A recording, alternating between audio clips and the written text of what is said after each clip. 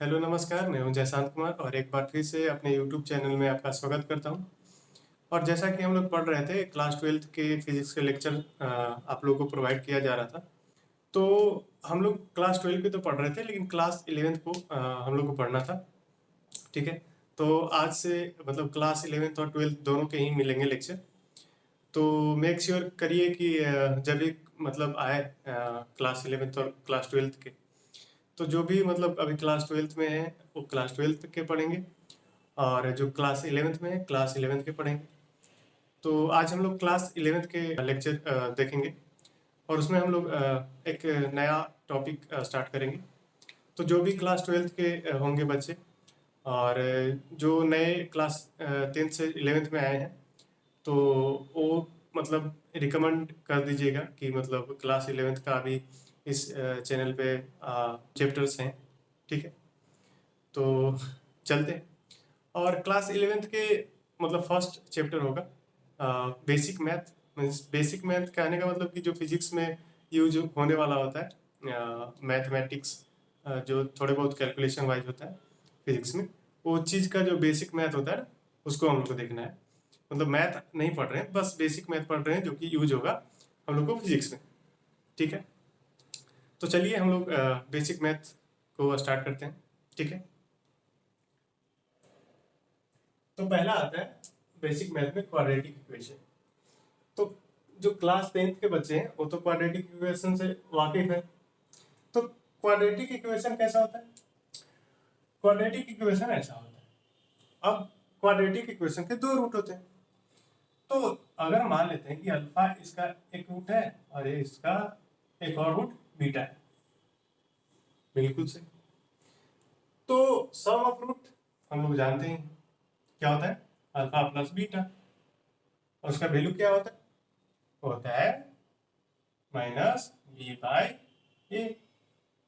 ठीक है, इसका कोफिशिएंट दिया हुआ है ए बी सी, तो क्या हो जाता है माइनस बी बाई ए। और प्रोडक्ट ऑफ रूट क्या होता है? प्रोडक्ट ऑफ रूट क्या होता है? Alpha into beta. ठीक है, और वो किसके बराबर हो जाता है? सी बाई ए। अब ये तो क्वाड्रेटिक इक्वेशन बहुत ही आसान है, जो कि क्लास 10th में भी पढ़े थे। तो बोलिए कि सर तो ये तो बेसिक ही है ना, क्या ही इसमें मतलब अलग चीज है? तो हाँ, बिल्कुल सही बात है, बेसिक ही है। लेकिन अभी हम लोग अगर जो क्लास 10th से के बाद क्लास 11th में आए होंगे, तो जो नया टॉपिक है बाइनोमियल थ्योरम, वो नया लगेगा। ठीक है, ये तो नया, ये तो पढ़ा हुआ था लेकिन ये चीज नया लगेगा। ठीक है, अब बाइनोमियल थ्योरम क्या बोलता है कि बाइनोमियल थ्योरम में एक आता है कि मतलब वन प्लस एक्स के पावर एन है, इसको एक्सपेंड करना है तो कैसे होता है? तो वो हो जाता है one plus n into x plus n into n minus one, ठीक है, अपॉन टू का एक्स स्क्वायर। सिमिलर वे में n into n minus one into n minus two का अपॉन सिक्स के पावर एक्स क्यूब। और जो ये है ना, ये क्या है? कोफिशिएंट्स है। ठीक है, means n into n minus two upon two क्या है? कोफिशिएंट है एक्स स्क्वायर का। एन क्या है? एक्स का कोफिशिएंट है। ठीक है, सिमिलर वे में n into n minus one n minus two upon six x cube का कोफिशिएंट है। बिल्कुल सही। सिमिलर वे में वन माइनस एक्स के पावर एन का जो हम लोग एक्सपेंड करते हैं तो क्या आता है? One minus of n x plus of n into n minus one upon two, ठीक है, into x square minus of n into n minus two, sorry n minus one into n minus two upon six into x cube. और ऐसे expand होता है दोनों। बिल्कुल सही। अब दोनों का डिफरेंस क्या है? तो जो निगेटिव वाला है ना, मीन्स वन माइनस एक्स के पावर एन, उसका जो अल्टरनेट प्लस माइनस है, मीन्स पहले प्लस है फिर माइनस है फिर प्लस है फिर माइनस है, लेकिन जो ऊपर वाला है उसमें सिर्फ प्लस है। ठीक है, तो दोनों का ऐसे याद रखेंगे। बिल्कुल सही, इसको याद रखना है, पहला पॉइंट और दूसरा पॉइंट। हाँ, अब एक इंपॉर्टेंट पॉइंट आता है जो कि है कि अगर x है जो वन से बहुत छोटा हो, ठीक है, तो इसको कहते हैं बाइनोमियल एप्रोक्सीमेशन।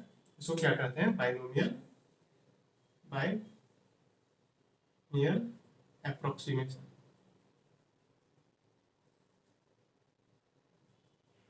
ठीक है, अगर क्या हो रहा है, x है जो बहुत बहुत छोटा है 1 से, तो क्या हो जाता है कि 1 प्लस एक्स के पावर n है जो हो जाता है 1 प्लस एन इंटू एक्स, ठीक है। और n माइनस एक्स का पावर n है जो हो जाता है 1 माइनस एन इंटू एक्स, ठीक है। इसका फिजिक्स में बहुत ज्यादा यूज होता है, ठीक है। इसका यूज बहुत ज्यादा होता है जो कि वेरी वेरी इंपॉर्टेंट है, वेरी वेरी इंपॉर्टेंट, ठीक है। तो इसको लिख लेना है। अब इसका यूज तो फिजिक्स में होता है, लेकिन इसका यूज मैथ में भी होता है, वो चीज हम लोग देखेंगे, ठीक है। तब तक इसको लिख लीजिए। अब बाइनोमियल अप्रोक्सीमेशन में देखना है, जैसे मैथ में यूज क्या होता है वो चीज देखना है। मान लेते हैं कि मेरे को निकालना है अंडर रूट 99, ठीक है। अब अंडर रूट 99 क्या होगा, तो अगर अंडर रूट 100 हो जाता तो क्या होता, क्या हो जाता 10 10, ठीक है। अब अंडर रूट 99 है तो इसको निकालने में हम लोग को डिफिकल्टी होगा, ठीक है। तो बाइनोमियल अप्रोक्सीमेशन से हम लोग अंडर रूट 99 का अप्रोक्सीमेट वैल्यू हम लोग निकालेंगे, वो चीज क्या होगा हम लोग देखते हैं, ठीक है। और कैसे करेंगे ये भी देखना है, बिल्कुल से। तो देखते हैं। अब हम लोग क्या जाने कि अगर 1 माइनस एक्स के पावर क्या हो n हो, अगर जो x हो बहुत छोटा हो 1 से, तो क्या लिख देते हैं, तो लगभग हो जाता है 1 माइनस एन इंटू एक्स, ठीक है। सिमिलर वे में हम लोग इसको क्या लिख सकते हैं, इसको लिख सकते हैं ऐसा क्या, 99 के पावर 1/2, 1/2 का मतलब क्या होता है अंडर रूट, ठीक है। अब 99 है तो क्या हम ऐसे लिख सकते हैं क्या, 100 माइनस ऑफ 1 का पावर 1/2, बिल्कुल से ऐसे लिख सकते हैं। अब क्या करेंगे, हम लोग ले लेंगे क्या कॉमन, 100 ले लेंगे कॉमन, ठीक है। 100 ले लेंगे कॉमन तो क्या होगा 1 माइनस 1/100, ठीक है। और इसका पावर 1/2 होगा, बिल्कुल से। अब मल्टीपल में है तो क्या होगा, अगर बाहर आएगा तो 1/2 है तो 10 आ जाएगा, तो क्या होगा 10, ठीक है। और इसका पावर क्या होगा 1 माइनस ऑफ 1/100 का पावर 1/2, क्योंकि 100 का रूट क्या हो गया 10 जो कि बाहर आ गया। अब इसका पावर 1/2 हो गया तो 1/2 हो गया, बिल्कुल सही। अब क्या है कि अब देखा जाए ऐसे तो 1 है माइनस ऑफ 1/100, तो 1/100 क्या होता है, 1/100 क्या होता है, हो जाता है 0.01, तो 1 से बहुत छोटा है ना 1, और इसको देखा जाए तो ये लगभग बहुत छोटा है। तो क्या हम लोग लिख सकते हैं क्या कि अगर 1, हम लोग क्या कंडीशन है कि जो x है, हमारा x क्या है, यही है ना 1 माइनस ऑफ x, तो ऐसे लिख सकते हैं क्या कि अगर x जो है वो बहुत बहुत छोटा है 1 से, तो हम लोग क्या लिख देंगे, हम लोग लिख देंगे 1 माइनस ऑफ x के power n equal to 1 minus of n x. तो सिमिलर वे में हम लोग ऐसे लिख देंगे कि 1 ऑफ x इंटू एन, तो यहां से क्या हो जाएगा 10, सही है। और 1 माइनस ऑफ 1/2 इंटू 1/100, x 1/100 है और n क्या है 1/2, तो n into x, n into x, ठीक है। अब इसका वैल्यू क्या हो जाएगा, तो क्या है 10 10 10 इंटू 1 माइनस ऑफ 200, ठीक है।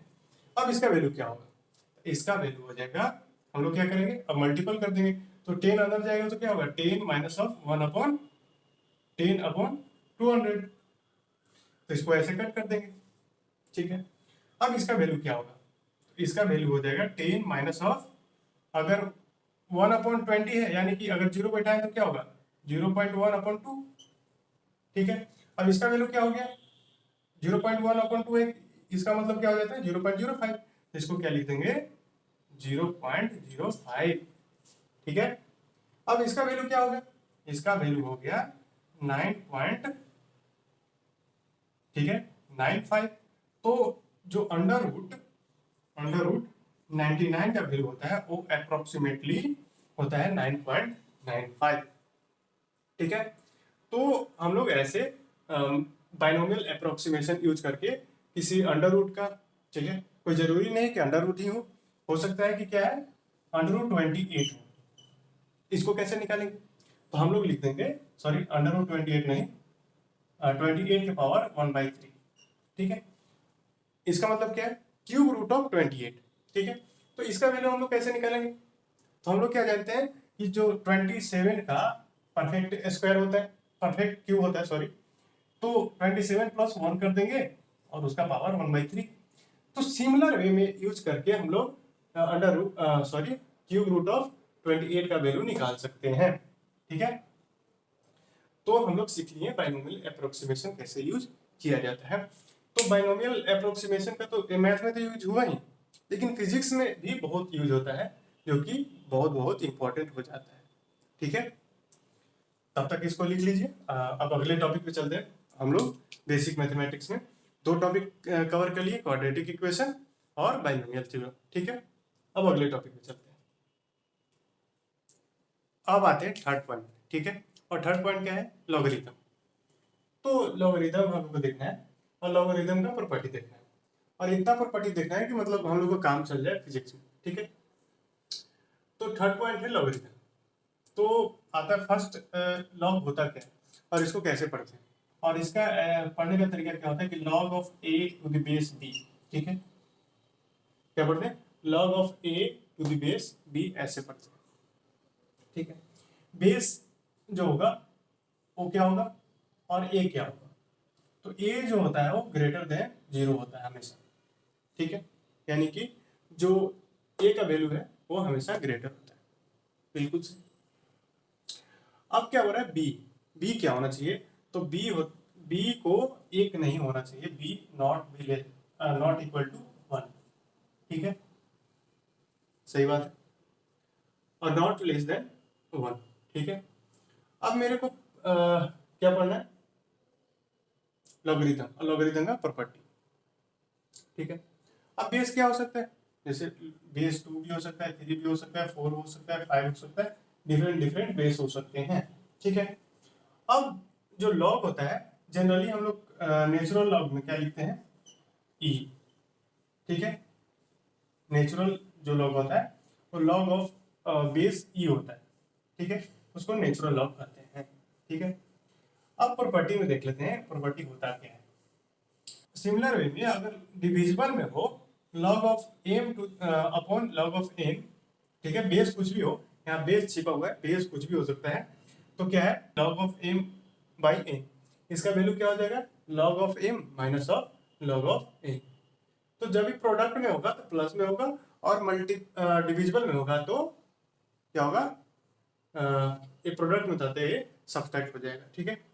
और थर्ड पॉइंट आता है कि अगर लॉग ऑफ कुछ भी बेस हो, लेकिन क्या है, एम के पावर एन है, तो क्या होता है, पावर बाहर आ जाता है, यानी कि n into log of m आ जाता है, ठीक है। बेस इसमें छिपा हुआ है, ठीक है।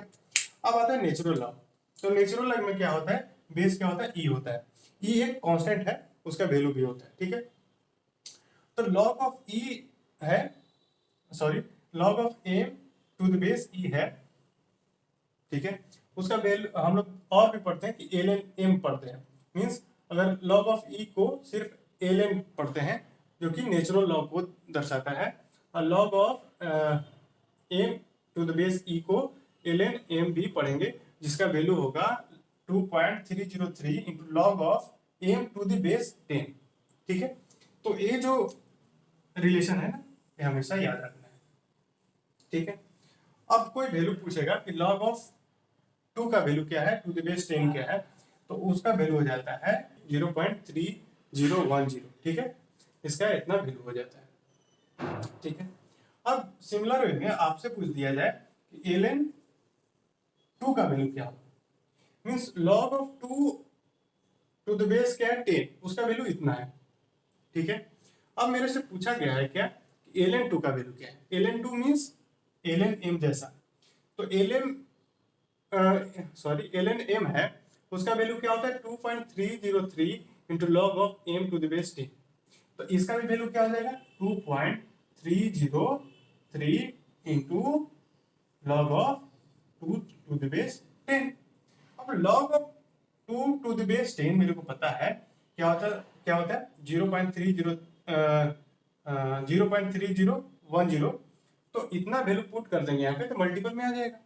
तो ln 2 और log of 2 to the base 10 दोनों का वैल्यू अलग अलग आता है। और तो ऐसे हम लोग को देखना है और कैसे निकालते हैं और दोनों का यूज होता है। ठीक है, तो दोनों का वैल्यू याद रखना है और इसका वैल्यू आ जाता है लगभग 0.6 समथिंग आ जाता है। ठीक है, तो इसको ध्यान में रखना है। तो लॉगरिथम थर्ड पॉइंट देख लिए। अब आगे चलते हैं फोर्थ पॉइंट पे। ठीक है, अब फोर्थ पॉइंट आता है एपी मींस अर्थमेटिक प्रोग्रेशन। तो मैथमेटिक्स में भी इसका और भी मतलब बताया जाएगा, लेकिन जितना जरूरत फिजिक्स में है वो चीज़ हम लोग देखते हैं। तो अर्थमेटिक प्रोग्रेशन होता क्या है? तो कोई भी टर्म दिया हुआ है, मतलब कि नंबर ऑफ टर्म्स दिया हुआ है, उसका अगर कॉमन डिफरेंस सेम हो, common difference same means consecutive अगर टर्म्स मतलब है ऐसे, मतलब लगातार जो टर्म्स है अगर इसके आगे से अगर इसको घटाएं तो सेम वैल्यू आए, फिर अगले को घटाएं मतलब इसमें से इसको घटाएं तो सेम वैल्यू आए, तो उसको क्या कहते हैं हम लोग? कॉमन डिफरेंस कहते हैं।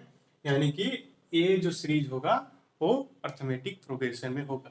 ठीक है, अगर घटा के देखें, अगर फर्स्ट टर्म है तो सेकेंड टर्म ए होगा, थर्ड ए होगा, ठीक है, फोर्थ ए होगा, फिफ्थ ए होगा। तो अगर जो सेकेंड टर्म्स है उसमें सेकेंड टर्म है उसमें से फर्स्ट टर्म को घटाएं तो क्या आ रहा है? डी आ रहा है। A plus D minus of ए तो क्या आ रहा है? डी आ रहा है। फिर सिमिलरली अगर ए प्लस 2d में से ए प्लस डी घटाएं तो क्या आएगा? डी आएगा। तो अगर इसमें से सभी वैल्यू ऐसे आ रहा है कि उसका जो कॉमन डिफरेंस है सेम है, तो क्या कहलाएगा? वो एपी में कहलाएगा। ठीक है, जहां डी यहाँ पे क्या है? कॉमन डिफरेंस है। ठीक है, कॉमन डिफरेंस। ठीक, तो अब पॉइंट आता है इसमें कि अगर मेरे को फाइंड करना है कि जो एन टर्म है मीन्स पहला टर्म था, दूसरा टर्म था, तीसरा टर्म था, चौथा, पांचवा, सिमिलर वे में एन टर्म कहीं पे होगा, तो टी एन कितना होगा? टर्म नंबर एन क्या होगा? तो टी एन जो दिया जाता है वो क्या दिया जाता है? A plus n minus 1 into d दिया जाता है। ठीक है, अब मेरे को बताना है कि अगर इन सभी टर्मों का योग क्या होगा, सम क्या होगा एन टर्मों का, तो उसका हम लोग वैल्यू लिखते हैं sum of n terms equal to n by 2 into 2a plus n minus 1 into d. ठीक है, जहां पे एन क्या है? टर्म नंबर मीन्स कितना टर्म का सम करना है। ये क्या है? First term. ठीक है, ये क्या है? यहाँ पे फर्स्ट टर्म था, ये फर्स्ट टर्म है, फर्स्ट टर्म। डी क्या है? कॉमन डिफरेंस, तो हम लोग ऐसे लिख लेते हैं सम। ठीक है, इसको ध्यान में रखना है। तो हम लोग टीएन देख लिए और सम ऑफ एन टर्म देख लिए। अब इंपॉर्टेंट पॉइंट आता है कि अगर मान लिया जाए क्या है कि एन टर्म है जो कि क्या है? नेचुरल नंबर है, 1 2 3 4 5 6 7 एन टर्म तक है। अब एन नेचुरल नंबर का सम निकालना है, तो हम लोग क्या देखेंगे कि क्या ये एपी में है? तो जी बिल्कुल एपी में है। क्या है? अगर फर्स्ट टर्म क्या है? 1 है, ठीक है, सेकेंड टर्म क्या है? 2 है, थर्ड टर्म क्या है? 3 है। तो अगर 2 में से 1 घटाए तो 1 आ रहा है, 3 में से 2 घटाए तो 1 आ रहा है, 4 में से 3 घटाए तो 1 आ रहा है। यानी कि इसका जो कॉमन डिफरेंस है इन सभी टर्मों का वो क्या है? 1 है। यानी कि ये जो सीरीज होगा वो एपी में होगा।